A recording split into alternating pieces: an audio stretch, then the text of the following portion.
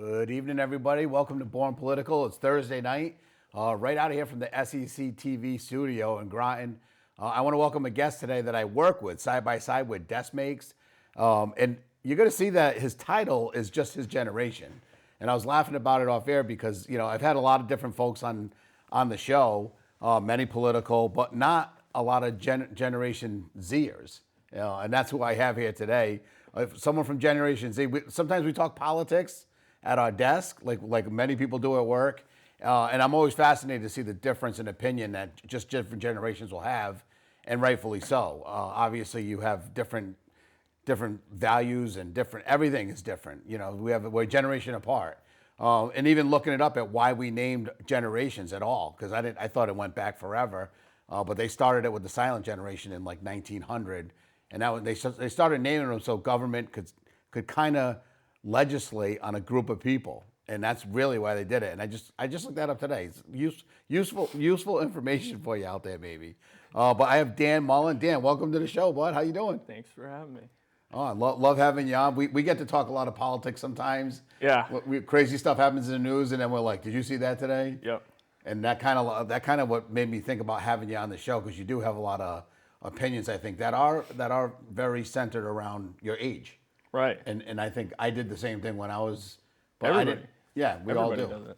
We all do. But Born Political is about the person a lot of times. I said, we all have political chops. We all have political bone in our body. There's a lot of people that say they hate politics, but everything's politics. Yeah. Every single thing in life has to do with on the road you drive on, everything that you do. So I start off by finding out the person. And first, are you local from here, or did you born in Connecticut, or you? Yeah, I was born in New London. Grew up in Montville, and live in New London now. Live in New London now. Yeah. So where'd you go to elementary school and stuff like that? Montville. Went to Charles E. Murphy School in Montville. Went to Grosso Tech as for the CAD program. Yeah. And yeah. And so you have how many brothers and sisters? Because all this stuff matters to me. Like it shows you what your family dynamic is and what's important. But yeah, like I grew up in a crowded household. 8 kids in the house, bunch of brothers and sisters and cousins, and that was pretty much just my life. Growing up. Yeah. Bunch of kids around, just my parents taking care of us. 8 kids in the house? 8 kids in the house. Okay. So that's three sisters. Oh, geez. 3 sisters, 2 brothers, and two cousins, boy and girl cousins. We had 8 people in my house. Yeah. It was me, my sister, brother, and then we had 3 cousins, their mom and dad, and my mom. Yeah. That was pretty much. It was full house. It was just what you did back then. Yeah. That's how you save money on rent. That's how if rent's cheap if you have like 4 families in a one family house. Right. Yeah. So being around that, where are you age wise? In the middle or what kind of? I was second youngest. Oh, second youngest. So that puts you at the bottom of the pile. Yeah, I'm not exactly like the favorite. Not the favorite. No. The youngest is always a favorite, right? No, that's perception. Right. It all matters. It does matter what position you are in the family. Right. So and then you went to Grosso Tech, and did you know you wanted? Because I know what you do for a living. Normally, I have to ask people what they do and where they went, but you went right from high school. Did you go to EB right away, or did you go somewhere else? Yeah, I went to EB right away.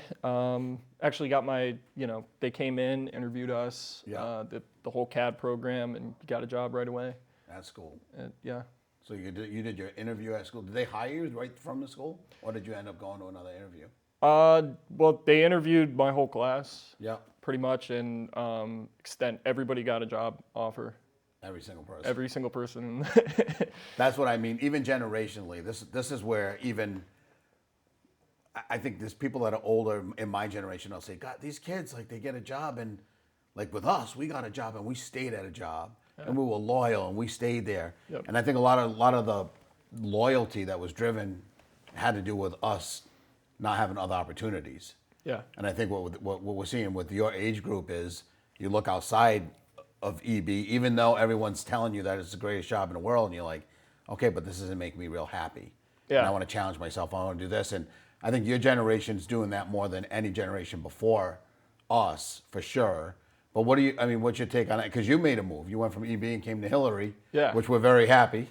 Well, but it's a move nonetheless. I think a lot of people around my age, I'm 23, a lot of people around my age, got into the workforce or had gotten in the workforce just before COVID.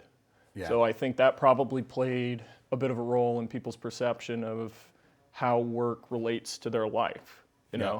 I mean, you spend a third of your life at work. Yeah. Pretty much. I mean, Yeah. a third.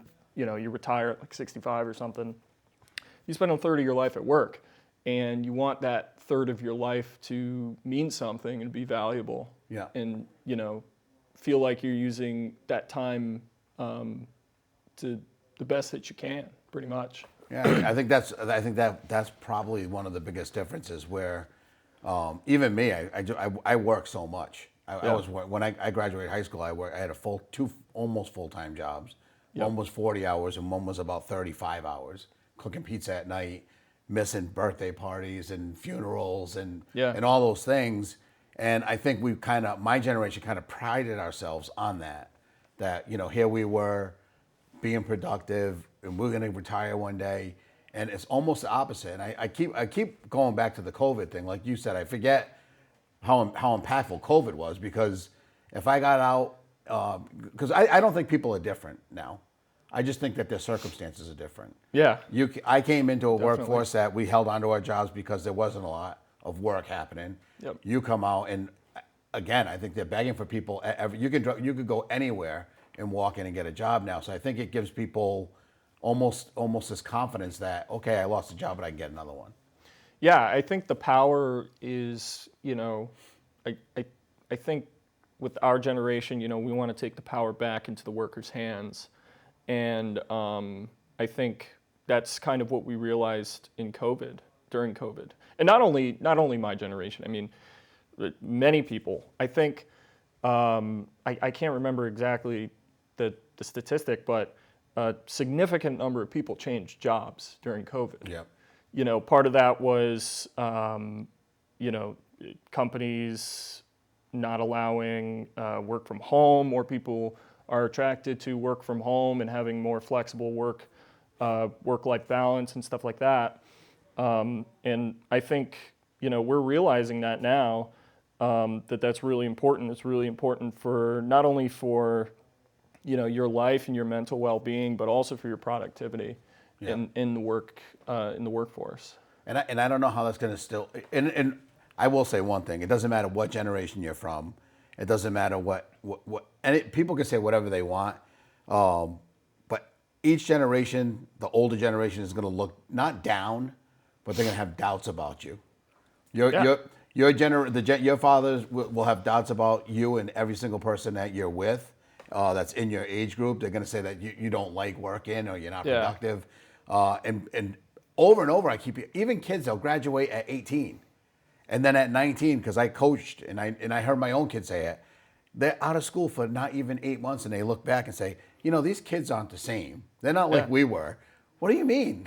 It was a year ago. It's been like that literally since, the dawn of history, basically. Yeah. Plato said, I read this today actually, that older men were meant to lead and younger men were meant to submit.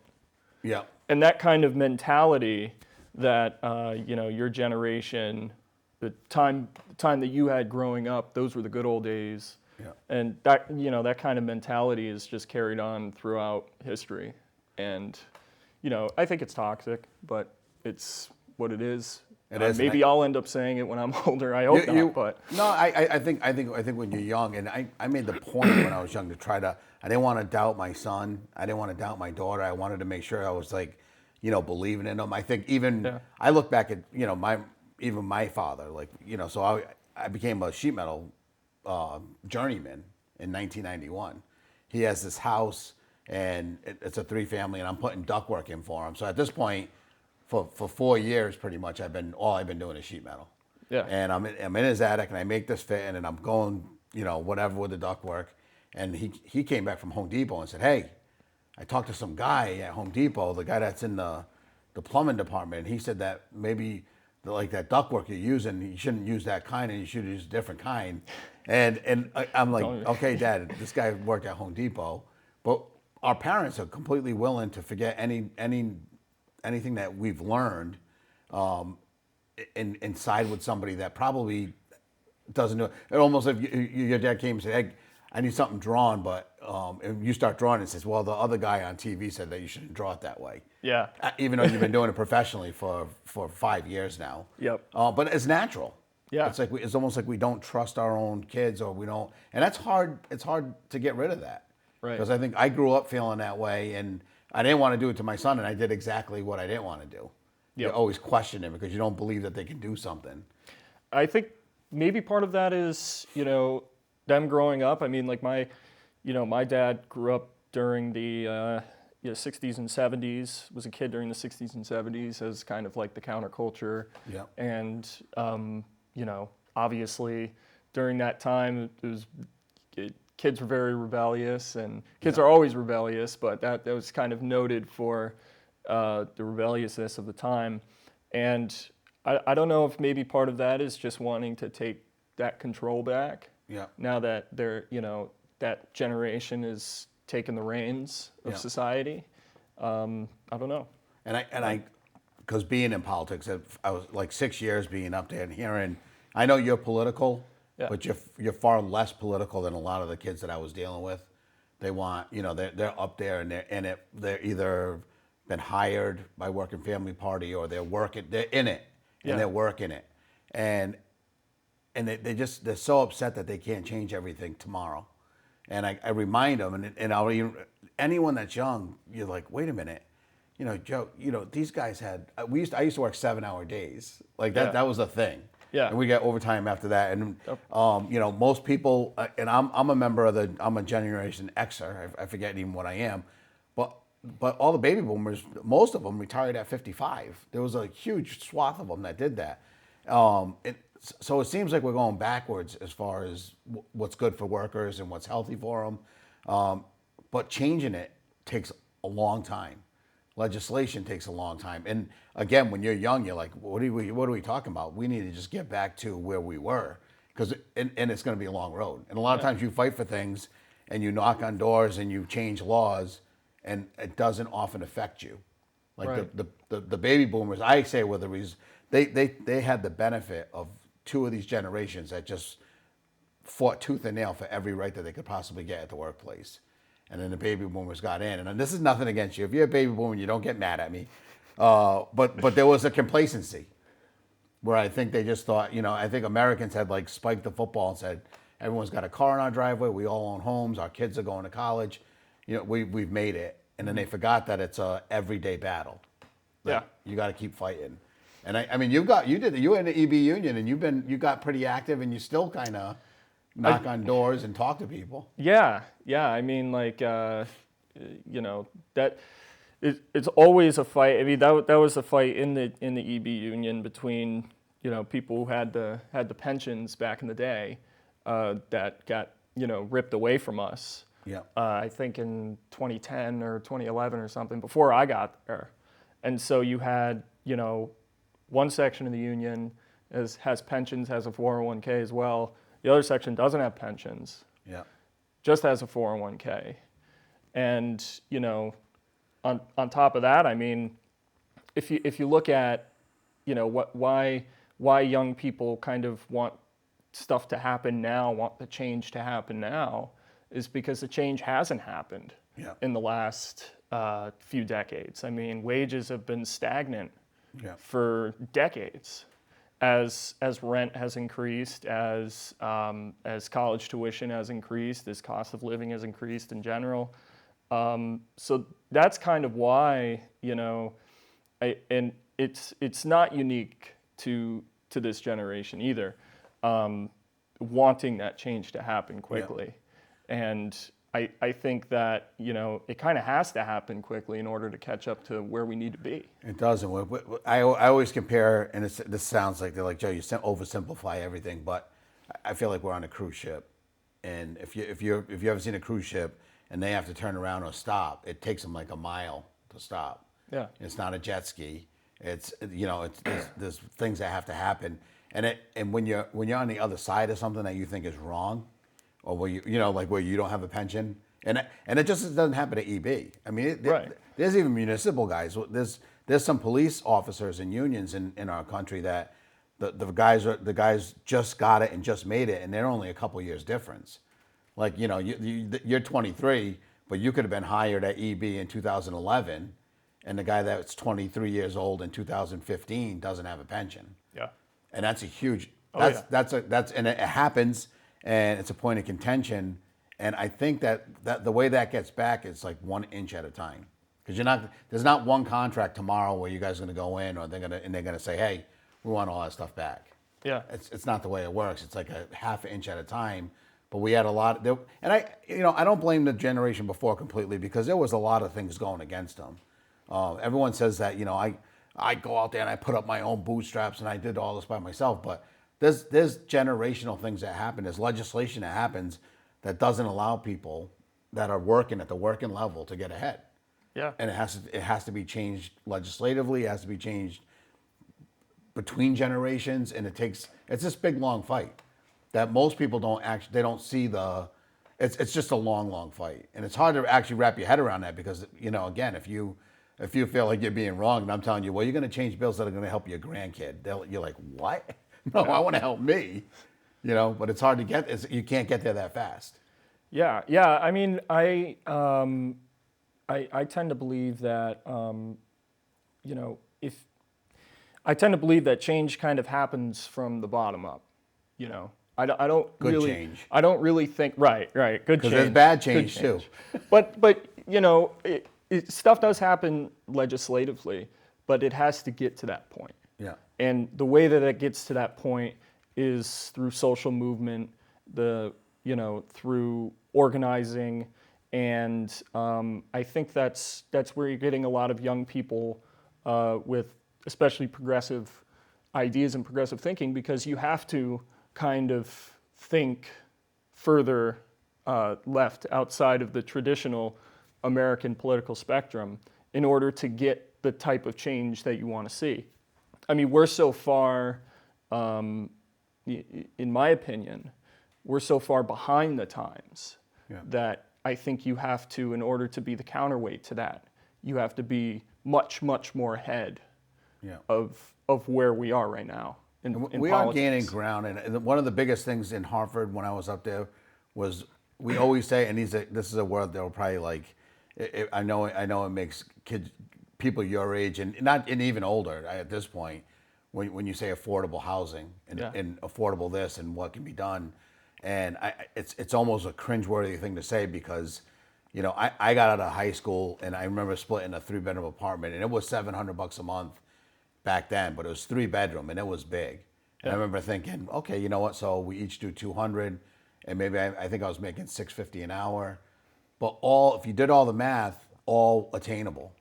And now I hear when you're talking about switching apartments because wherever you were gave you this big increase. Yeah. And now you're going to find a private landlord to get maybe a little bit better of a deal. But when you hear affordable housing, from your point of view, how do we fix that? I mean, I know legislative we try to, and we give the carrot and the stick to these landlords, and we're trying to make sure that we're enforcing, that there's a certain amount of affordable housing built. And we get credits for certain things that you're not going to qualify to live in anyway. Like Branford Manor is a huge credit that would go towards affordable housing for Groton. But what's affordable housing? Because I think you actually didn't you look in Groton before? You looked everywhere. I looked everywhere. Yeah. I looked everywhere, I mean, my rent went up. My rent went up like 30% during the pandemic, in the middle of the pandemic, Yeah. And, I moved, got somewhere cheaper. Not everybody has that option, and I understand that. And obviously, people have kids to feed and things like that. I think what you do with, affordable housing, I think there needs to be some kind of cap on rent increases. I think that there's no way that you can make the argument that a international landlord management company can make a kind of increase like that and it be morally okay or even necessary. I mean, we regulate power companies, And that doesn't seem to work. I mean, because as soon as I say it, and if you're out there listening, you go, yeah, well, you regulate Eversource, and how's that working out? Like, there's always, but it should be, and again, being on paper and telling them that they can only make so much money and that's it. There's other ways, accounting wise, that you can make it look you're not making money, or you can carry one profit to another year, or there's just so many options that you can do where they can evade and elude like really good legislation say if you're really trying to do something and you make a law for it, well, there's attorneys and they have people on the other side that will figure out a way to dodge that and be safe. Yeah. And really it comes down to, I think, I don't like the idea of one company owning 1 million units in the United States of America at one time. Yeah. I think it creates almost a monopoly, and you could find yourself, if they own 8 of the 25, large apartment complexes, and they're not happy with you for any reason, and maybe it's because you complained, and maybe you were right. Yeah. But there's 8 or 9 places that you actually can't go to anymore. Yeah. And they can actually and they control the economy at that point in that area if they're basically controlling the market rent. So if they go up by 5% one day, you better believe that your private landlord is watching that. Yeah. And saying, hey, they went up 5%, but I'm going to only go up 2%. But that's a scary thing, and I don't know how you stop that, because it's America, and you and people have rights, and corporations have rights to be investing, but we're seeing historic investments in housing. Yeah. From monster companies. Well, look, I mean, you say it's America, we have the freedom for corporations to do these things. Well, corporations have freedom everywhere. Corporations have freedom in the Netherlands and in Ireland or wherever, And it seems to be maybe not just an American problem, but it seems like we have an issue. We have an issue with that, with holding corporations accountable and holding governments accountable for giving these people a pass to basically say, look, I understand you're struggling, but I don't care. I need to provide a profit for my shareholders. I mean, and this is what happens, like you were saying, with these management companies basically controlling the rent and controlling the markets in the areas that they occupy. I mean, that happens all the time. You hear about just in New London, we're seeing lots of luxury condos and apartments going up in New London, and that's great. It brings people who are wealthier into the city. It stimulates the economy. The problem is what happens to people who live there. Yeah. What happens to working class people? And I think that's a balance. And I think again, I was being in politics when all those things were happening, and they're still happening. I mean, they just opened up another monstrous apartment complex right on Howard Street, and they're looking at doing another one where the Minor and Alexander were. So again, and these are guys that will control that, and that's basically most of the people that live downtown in that whole area. All the rents will be affected by what they charge, because you can bet your bottom dollar. Well, it's not even only the rents too. I mean, when you have these companies coming in and rents going up, then new small businesses are coming in, and existing small businesses there can't keep up with market prices, and can't compete. Mom and pops, things like that, can't compete. And to me, it goes back to, and what I saw from being up there, and this is where the whole long game comes into play. When I say everything's such a long game, if you look at a corporation, their message is very simple. It's not emotional. There's nothing that a corporation does is emotional. It's all about profit, dividends, stock prices, and they'll do every single thing they can to make sure that goes on a trajectory that's doing this. It doesn't really matter. They don't really care if the people in that area can afford or not afford. All they care is that somebody can afford. Yeah. And someone's going to pay market rate. And that's really, if you listen to business, like, how much is it worth? How much is someone willing to pay? We saw that happen with cars. Like, people are paying $5,000 over sticker price for a car. It's not the fact that thing gained value. It was how we valued it. So, and the businesses can do that. And that's what why I tell people that we have to keep an eye on corporations and have to hold them accountable and make sure we make laws that hold them within some kind of bounds, because there is no loyalty. Yeah. Their only loyalty is to make money, and that is fine. I get it, because we invest too, right? You have a 401k that you're hoping that the CEO of that company is actually trying to make a money. You probably would be against some of their philosophies, but at the same time, you understand that as long as they're playing within the rules, but we set the rules. Our government, we can do that. And when we talk about longevity of politicians sometimes, I say forget about them and how long they've been there. Think of how long the corporations have been there and how their message has not changed. The message will always be the same. It's to pay as little taxes as you possibly can, humanly possible, and to put people in place that will do the bidding for you. Yeah. And that's it. And it's a very simple message. It's very effective. You don't have to change it. And you really don't care who's delivering that message for you as long as they're delivering votes. Right. And that's why I keep saying it's such a long game. And we get frustrated. And here I am, the old guy that's been there, and I keep saying, you got to have the votes. And if you don't have the votes, it means nothing. I think one of the biggest things that can be done today, and as the spokesperson, the official spokesperson. You are the official spokesperson. For Gen Z. It's unelected official. But I think one of the most important things that we can do today is, campaign finance reform. Yeah. I think that, like you said, when companies are only beholden to their shareholders, well, in many cases, government is only beholden to the companies. Yeah. Because the company, to some degree, is the shareholder of the government in some cases, of certain politicians. Yeah. I think government is the purest expression, or is meant to be the purest expression of the will of the people. Yeah. And if we continue to define corporations as people, and we don't make that distinction, then we're going to be in trouble. And I think that's what's led to most of our trouble. I think a lot of, and what's funny is, to me, most, and I say regular people, but people that make the same money I do, that are middle class, that are like, we're surviving and we're living. The amount of cheerleading that happens to me for the billionaire or the person that, and they're just like, oh man, because if I ever become a billionaire, I wouldn't want to pay all those taxes. And really, I think there's 2,500 billionaires in America right now.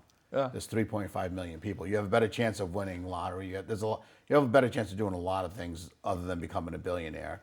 And I think we really need to concern ourselves with 99% of the people and how legislation affects them, and not so much how it affects 2,500 people. You're starting to sound like a real Bernie Sanders. Listen, I know you're a Bernie guy.